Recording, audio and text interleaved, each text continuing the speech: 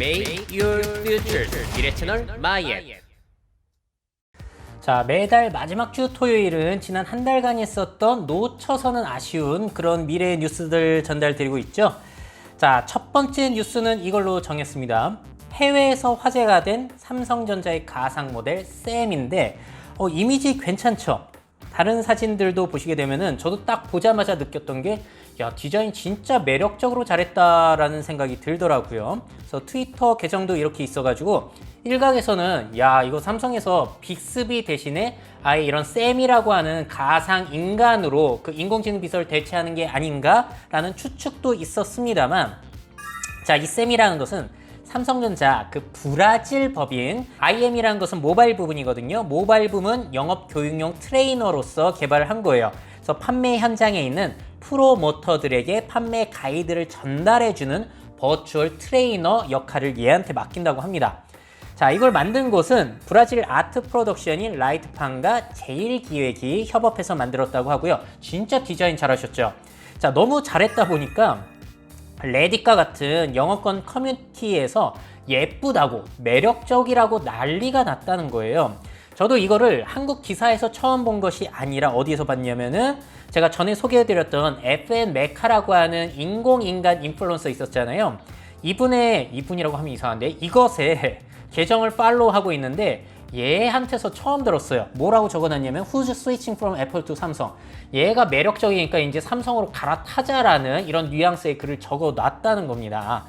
자, 그래서 이게 인기가 있다 보니까 샘 코스프레가 아직까지도 이어지고 있더라고요. 그리고 글로벌 팬들이 그린 샘 팬아트도 있는데 좀 짓궂어가지고 야하게 이제 그림을 그리는 그런 사진들도 참 많이 봤습니다. 자, 제가 올 초에 2021년 주목해야 되는 트렌드 중에 하나로서 인공인간을 선택한 적이 있는데요. 저는 아직까지도 메타버스 그런 거보다 인공인간에 대한 가능성을 좀 더 높게 보고 있기는 해요. 그래서 LG전자에서도 레아라고 하는 가상인간을 이제 올 초 CES에서 공개하기도 했고, GU라고 하는 일본의 브랜드 같은 경우에도 자사의 의류 브랜드에 딱 맞는 모델을 아예 만들어버린 거예요.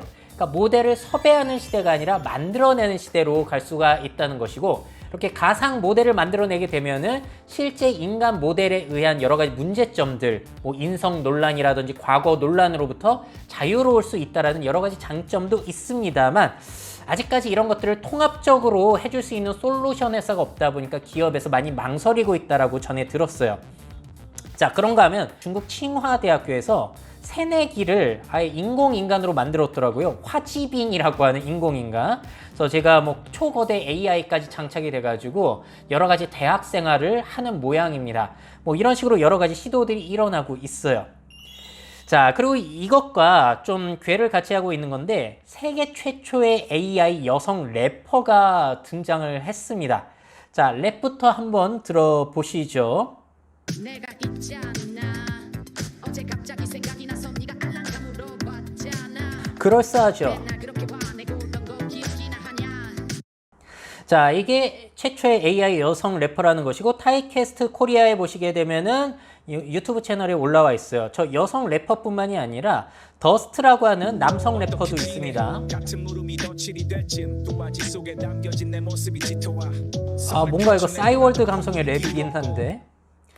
자, 이게 타이캐스트라고 하는 인공지능 성우 서비스에서 새롭게 공개가 된 서비스이고요. 그래서 제가 한번 타이핑을 해봤어요. 들어가가지고 저렇게 캐릭터를 먼저 선택해가지고 여성 래퍼 데이지를 선택했어요. 그리고 타이핑하고 들어보죠. 이제 AI가 랩도 이 정도 할 수 있다는 사실에 너무 놀라지 말 것. 미래 채널 구독자분들은 새로운 미래에 대비할 것. 자, 이렇게 하고 또 남성 래퍼로 선택해가지고 이번엔 쿤디 판다의 뿌리 요거를 붙여넣기 해가지고 해봤어요. 이렇게 허닥치면 중간 거긴 너 거지호. 난 최고 데려왔어 니 처음처럼 호. 난 아직도 만족 못했어. 자, 그래서 뭐 되기는 합니다. 근데 이거를 정말 멋들어지게 하는 건 여전히 사람이 하는 건데 그래도 기술력이 상당하죠. 자, 그래서 6월 달에는 이런 가상 인간들의 활약이 상당히 재밌었던 6월 달이었던 것 같고요. 자, 다음 소식은 저렴한 중국산 로봇계 유니트리 고1을 소개해 드리도록 할게요. 자, 디자인은 뭐 당연히 보스턴 다이내믹스의 스팟과 닮아 있는데 그거보다는 좀 작아요. 근데 속도는 더 빠르다고 합니다. 시속 17km, 떨어져도 배터리 안정적이고 저렇게 잡아서 들어도 관절 빠지지 않아요. 그리고 차에서 꺼내가지고 지금 같이 가고 있는데 뭘 하러 가고 있냐면은 일단 물을 사고 있습니다. 물 사가지고 쟤한테 꽂아요. 그래서 조깅을 하면은 내가 물병을 들고 다니지 않아도 저렇게 조깅을 같이 할 수 있다는 거죠. 오, 괜찮아 보이죠? 자, 그래서 저러한 실용성을 한번 보여주려는 것 같고, 당연히 이제 장애물을 스스로 회피한다든지 그런 기능들을 갖추고 있다고 합니다. 물론 실제로 써봐야 알 것 같고요. 간단한 무게 정도는 저렇게 마트 갈 때도 활용이 될 수 있다고 하니 참 홍보 영상으로 봤을 때는 솔깃하죠. 자, 모델은 이렇게 세 가지 모델이 있는데 뭐 그 센서 시스템이라든지 그런 것들 차이가 있고, 또 무게, 들 수 있는 무게가 3kg, 5kg 정도로 다르고요. 그리고 스피드도 다르고, 라이더 센서가 이제 고원 에듀 하위급 모델에만 장착이 되어 있습니다. 그래서 제일 저렴한 건 우리 돈으로 300만 원 정도, 제일 비싼 거는 930만 원 정도니까 스팟이랑은 좀 가격 차이가 있죠. 그리고 또 다른 비교를 해보자면 스팟은 무게가 30kg, 고원은 12kg 가볍고요. 배터리는 스팟이 90분 가는데 고원은 60분 가고요. 가격은 스팟이 8천만 원 정도 하는데 저 고원은 300에서 1000만 원 정도 한다는 거. 그래서 보신 대로 자, 저렇게 일상생활에도 활용이 될 수 있는 몇백만 원짜리 로봇계를 판매한다는 겁니다. 자, 과연 사족보행 로봇이 일상생활에 쓰이게 될지, 그래도 아까 그 조깅하는 영상은 상당히 저는 재밌어 보였어요. 자, 다음은 제가 미래 채널에서 많이 소개해드렸던 이 분신 로봇을 이용한 장애인 카페 던 버전 베타가 오픈이 됐다고 합니다. 자, 2018년에 시도가 됐던 영상인데 제가 많이 소개해드렸거든요. 장애인분들이 저 분신 로봇을 이용해서 카페 알바를 할 수 있게 해줬던 거예요. 근데 이게 2021년에 또 새롭게 오픈이 된 겁니다. 테이블에도 응대해주는 로봇이 있고 저렇게 이동해가지고 카페 알바를 하는 서빙하는 로봇들도 있는데 저거 다 사람이 원격에서, 장애인들이 원격에서 제어를 해주고 있는 거예요. 자, 이거는 일본의 오리 연구소가 주최하고 운영하는 카페이고요. 난치병이나 중증 장애로 외출하기 어려운 사람들의 원격 근무, 그래서 이 사람들의 사회 진출과 소셜 활동을 돕는 그런 취지입니다. 자, 2018년 첫 오픈 이후에 3번의 업데이트를 거친 후 재오픈이 된 거예요. 그래서 지금 저기서 일하고 계신 분들은 저 10명의 장애인분들이신데 맨 좌측의 위쪽 보시게 되면은 아소 타이치 씨는 정말로 상태가 좀 심각해 보이시잖아요. 저런 분들에게도 일할 수 있는 기회를 주는 로봇이라고 볼 수 있을 것 같아요. 당연히 이렇게 장애인들을 배려하기 때문에 오시는 분들 중에도 장애인들이 많을 걸 대비해가지고 화장실도 저렇게 꾸며놨다고 하고요. A 구역에서는 분신 로봇이 음식 서빙을 해주고 B 구역은 바예요.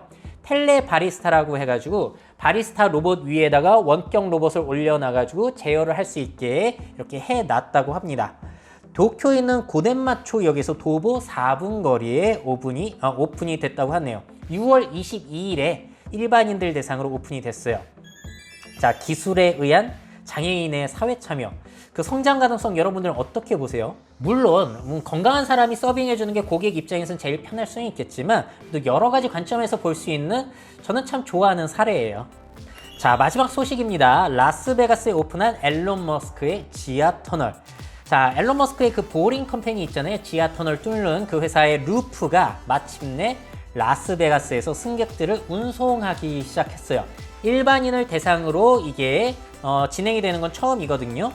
자, 라스베가스 컨벤션 센터 아래 첫 번째 루프가 오픈이 되어 있고요. 근데 일반 오픈이긴 한데 컨벤션에 참여해야지만 이용할 수 있다고 합니다. 자, 길이는 길지 않아요. 2.7km. 그러니까 지하터널 뚫는데 워낙에 돈도 많이 들어가고 힘드니까 짧게 뚫어놨고, 역은 3개, 지상에 2개, 지하에 1개로 구성이 되어 있다고 합니다. 총 61의 테슬라가 승객들을 태우고 내리는 방식이고, 좋은 점은 걸어서 25분 걸리는 거리를 2분 만에 터널 뚫어가지고 이동시킬 수 있다는 거. 자, 추후 공항까지 터널을 확장해서 운행할 계획을 가지고 있다고 합니다. 자, 이 영상, 홍보 영상이 2018년에 공개된 거거든요. 저렇게 자율주행 버스를 타게 되면은 저게 지하로 내려가가지고 지하 터널, 루프를 시속 무려 200km 이상으로 빠르게 이동시킬 수 있다라고 홍보를 했어요. 저기 2018년의 비전이고요. 근데 실제로 된 거는 보시게 되면은 테슬라가 그냥 주행하는 방식이에요. 속도도 시속 약 60km 정도로 굉장히 느립니다. 자, 그리고 자율주행 아니고 저기에서 운전사가 택시처럼 운전을 해주는 방식이고요. 이렇게 터널로 다니다가 지상으로 올라오고 있는데 그냥 지하 터널 다니다가 올라오는 방식, 그러니까 일반 방식이랑 그렇게 차이가 나고 있지는 않아요. 자, 그래서 원래 꿈꾸던 대로 고속 자율주행 지하도로가 과연 실행이 될지는 앞으로 지켜봐야 될 것 같습니다. 자, 이렇게까지 해가지고 6월 달에 짜투리 소식들, 놓쳐서는 안 될 소식들 모아서 전달드렸고요. 다음 달 7월 마지막 주 토요일에도 놓치기 아쉬운 소식들 묶어서 전달드리도록 할게요.